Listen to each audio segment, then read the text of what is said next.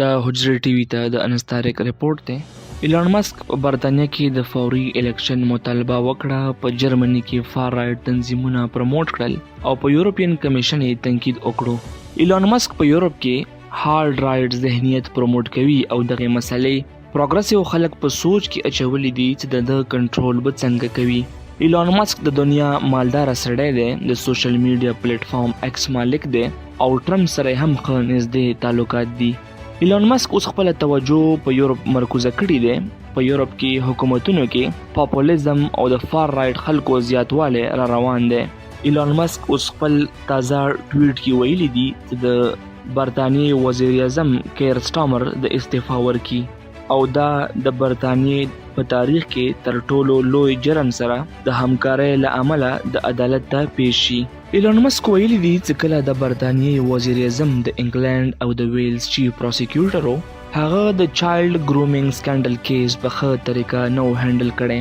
مسک د دې خبرې باره کې د جمعې ورځې نه پرلپسې پوسټونه کول. مسک په یو پوسټ کې د ټامي روبنسن د جیل نه خلاصولو غوښتنه کړې ده او د ریفارم یو کې پارټي مایکل فریج سره هم ملاقات کړی دی او د دې پارټي انټي امیګریشن پالیسی ملاتړ یې کړی دی. د جمعې په ورځ د سابقه وزیر اعظم لیسټرس یو میسج شیر کړی دی په کوم کې چې لیسټرس د سټیټ طرف نه د بي بي سي د فنډینګ د بندیز غوښتنه کړې وه. د سوانټا پولینګ انسټیټیوټ مطابق مسک د برطانیا په ځوانانو کې ډیر مشهور دی. د ډاونینګ سټریټ طرف نه اوسه پورې د مسک په خبرو اترو لا څه جواب نه دی راغلی، خو دوی صرف دا ویلي دي چې ټرمپ سره به تعلقات مضبوط ساتي. د برطانیې هیلث سیکرټري آی ټي وي نیوز سره خبرو کې ویلي دي چې د مسک خبرې خلکو مس جج کړي دي او یقینا هغه سره به صحیح معلومات نه وي. هغه زیاته کړه چې موږ غواړو چې ایلان مسک سره کار وکړو، ځکه چې ایلان مسک د یو غټ سوشل میډیا پلیټ فارم مالک دی او هغه د سوشل میډیا د لارې ډېرې مسلې هوارولی شي.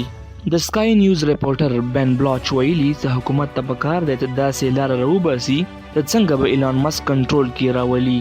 صرف برطانیا د مسک په ټارګټ کې نه ده، بلکې مسک د هنګري وزیر اعظم سره هم ملاقات کړی دی کله چې هغه په فلوریډا کې ټرمپ ته ورغلی و.